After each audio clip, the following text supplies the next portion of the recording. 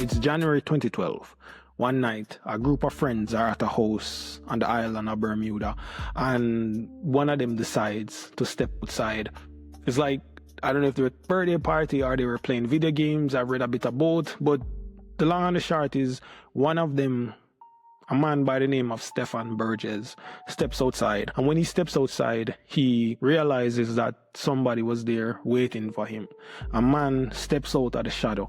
The man is dressed in all black. He's wearing black gloves, a black helmet with a visor, and the man has a gun. And the man starts to fire.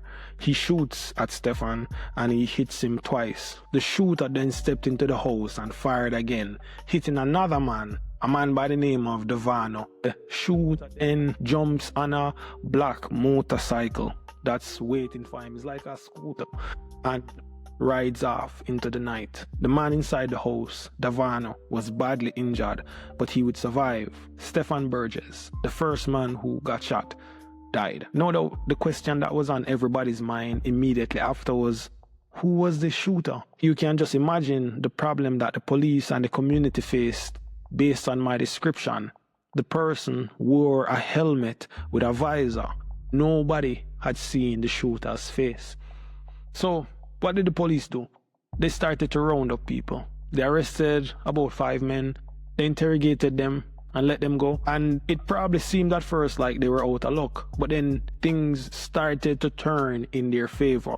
But then things eventually made a turn in their favor. The gunman had covered his face and covered his hands, but he had left some clues at the scene. When he fired the gun, it ejected spent casings, and the police were able to collect those casings on the scene. They collected 6 bullet casings, and they swabbed them for DNA and sent them off to a lab to be tested. When they arrested the different suspects that I mentioned, they also swabbed them for DNA and for gunshot residue and sent that off to the lab to be tested as well. They were hopeful, and rightly so, that science would be able to shed a light on the mystery man's identity. Now eventually, the police got by the DNA results, and it was beautiful. It was perfect. Couldn't ask for better results. Based on the report, they were able to narrow their search down to one man. They went and they rearrested a 24-year-old young man by the name of Julian Washington.